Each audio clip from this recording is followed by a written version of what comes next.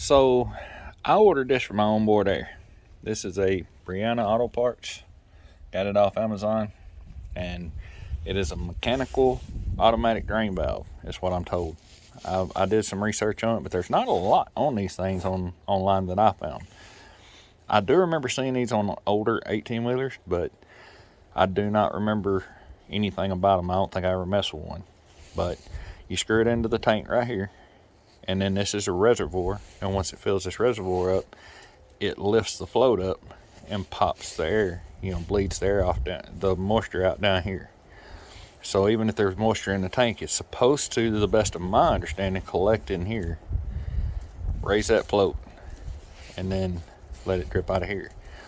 I did take it out of the box and play with it because I'm like a kid with a new toy.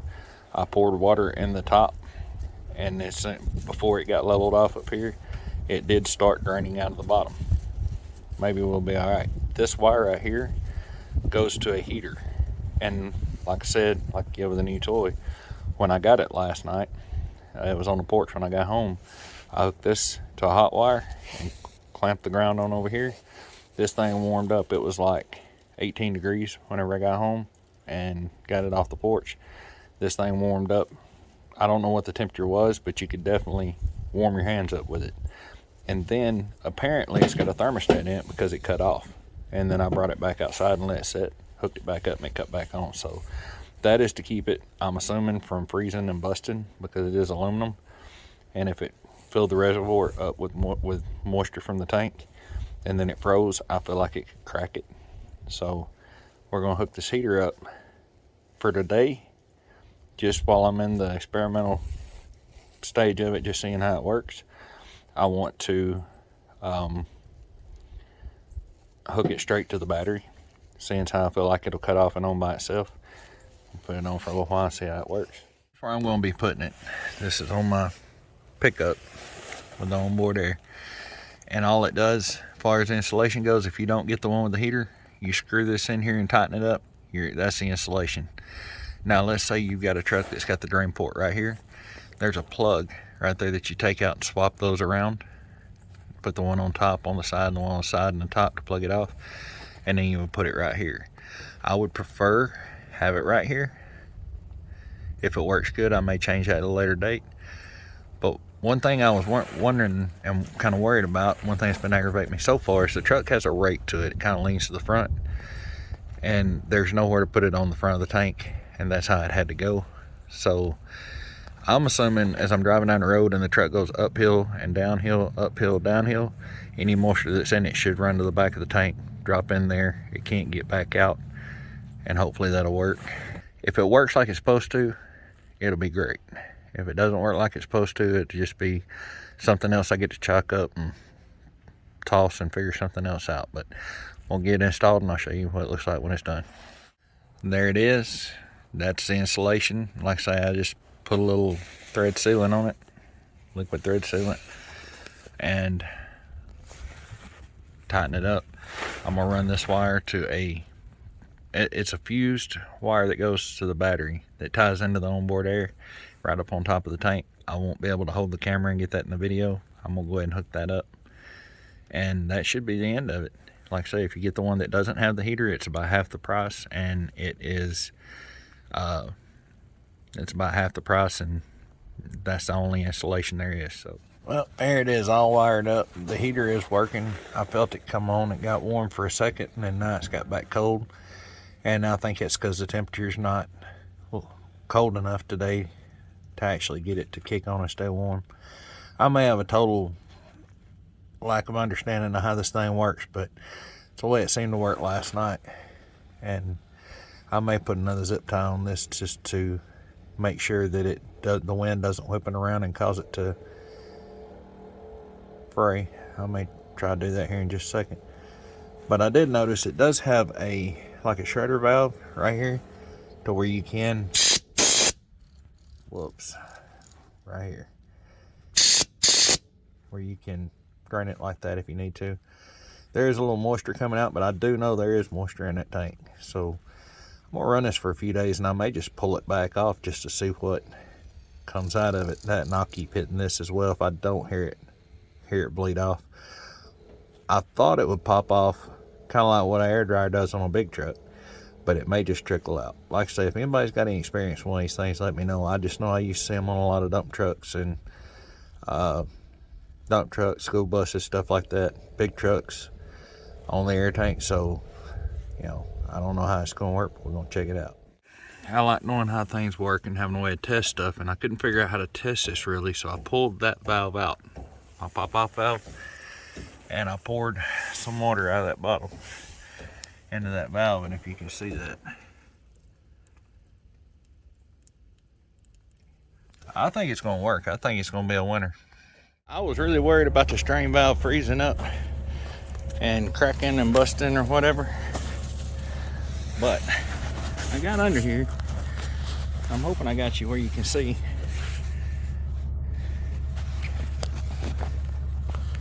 Well, we're gonna have to go in right like that.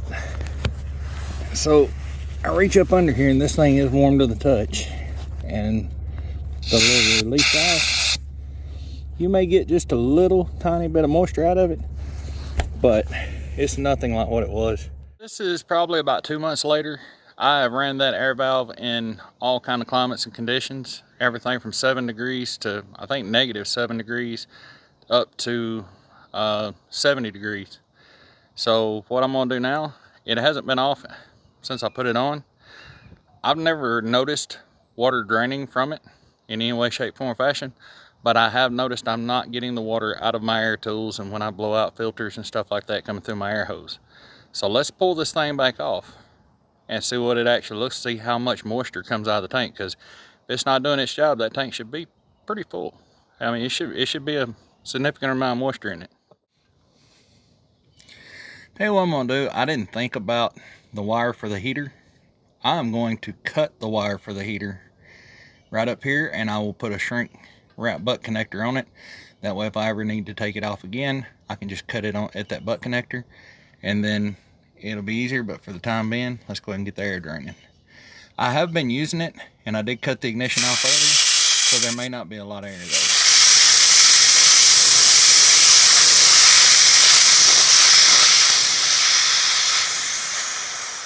Now I can tell you this, used to when I would open it up to drain, even from a top or anywhere I would drain, it would get moisture. Now let's push the button and see.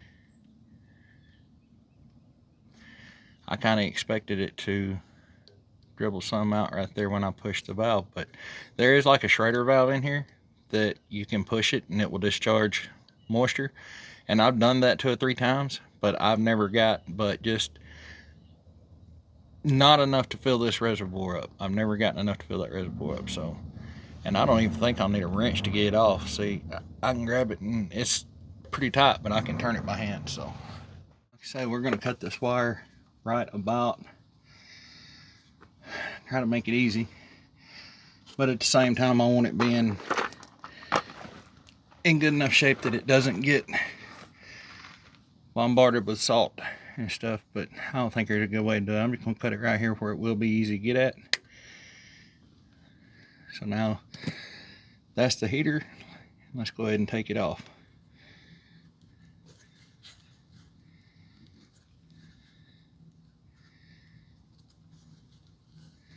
Remember to let your air out of the tank. You don't want this thing come flying out 200 psi, pounds of pressure behind it.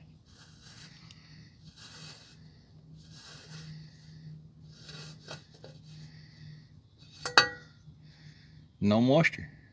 You can tell there's been moisture in there, but no moisture. So yeah, very happy with that. We'll go ahead and put some dope back on it and get it threaded on back up on there.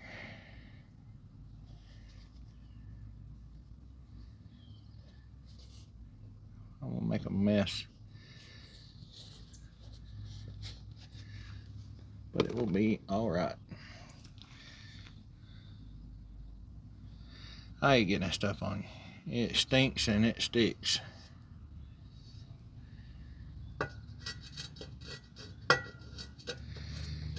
Now that brass adapter should have came out with it.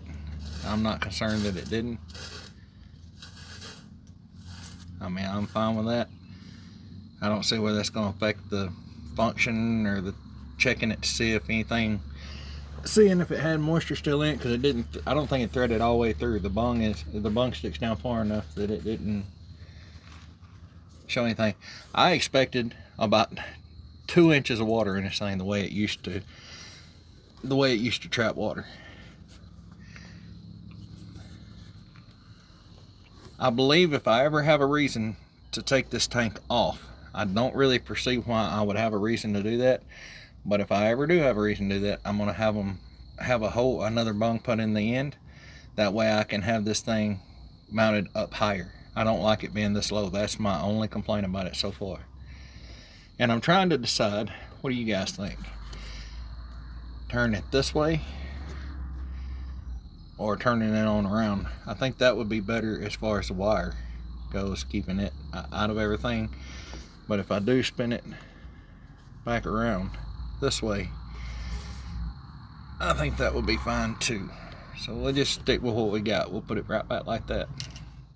Guys, I don't know if you've ever seen these before. They were floating around Facebook and everywhere for a while, and I saw another gentleman on YouTube using them, and I thought I had to try them out. These are the shrink wrap pieces that I'm going to use. They have a glue band right here that will go down against the insulation and keep it from letting moisture get in, and it has a ring of solder inside of it. When you heat it up, that solder just solders the wires together, and it does the same on the other side, supposedly giving you a weather-tight seal and a soldered connection. I usually use another piece of shrink tube just as an added bonus, you know, but I really like these things. But I will leave a link to them in the description if you want to try them out. That's about all I use anymore. I haven't used a traditional butt connector and I don't know when. So I need a little more slack right there. We'll push this up until it goes through the solder, and push this end up until it goes in, and just mesh the two together. Just let the wires intertwine like that. Push them good and tight together, and then pull this down to where it just sets directly over the wire that you want soldered together, and both of the glue strips are over the top of the insulation, so it will glue down pretty good. I don't mean for my light to be in y'all's eyes, but I'm getting older, my eyes are getting worse, and it helps. So then just put a little heat to it. I think a lot of times I may overheat them. I think that's what I was doing at first whenever I didn't like them, but there goes the solder right there. Sure, it's not helping none that I'm only heating it from one side.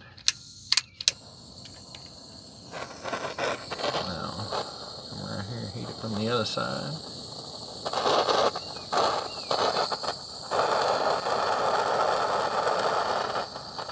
There it goes. The top didn't look like it was shrinking. There it goes. It's shrinking now though.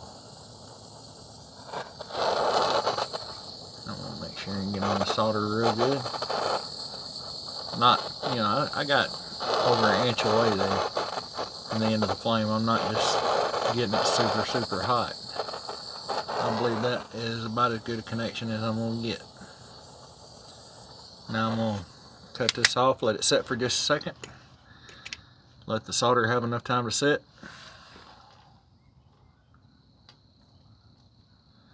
Because when I first used these things, my first instinct was to get in here and pull on it, see if it was right. But you can't do that. You got to give that solder enough time to set.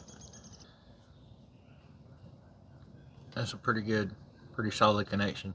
So yesterday when I was filming, my battery went dead on my phone. I did get the shrink wrap pulled on down and got it shrunk down on the wire. I did check it, the heater's working.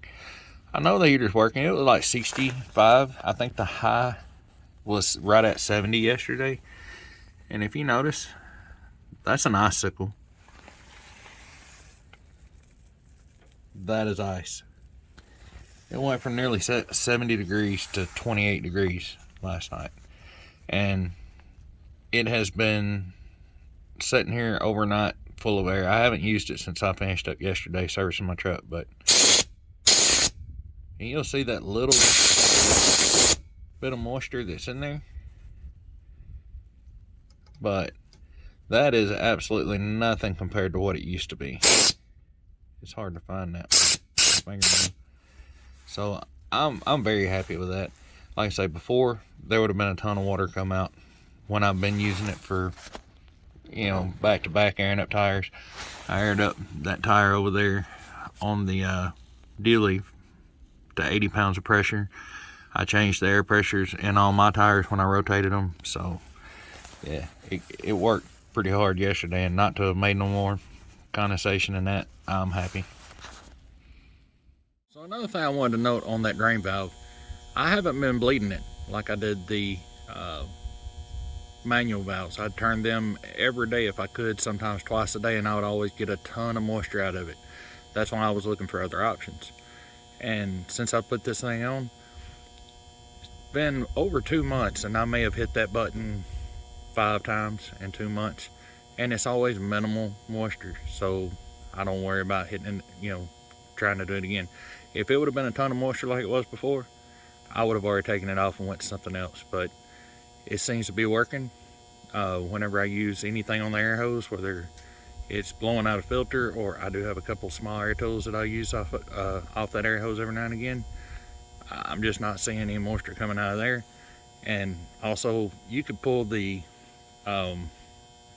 pop-off valve, the safety valve, and it would have moisture come out of it. And that's been the same place since I installed the tank. So in my personal opinion, it's working. I'm still not 100% sure how it works, but it is definitely working. And yeah, I think it's money well spent. Good purchase. So yeah, I hope you guys enjoyed the video. Hope you got something out of it, and if you did, like, share, and subscribe, and I will see you in the next video.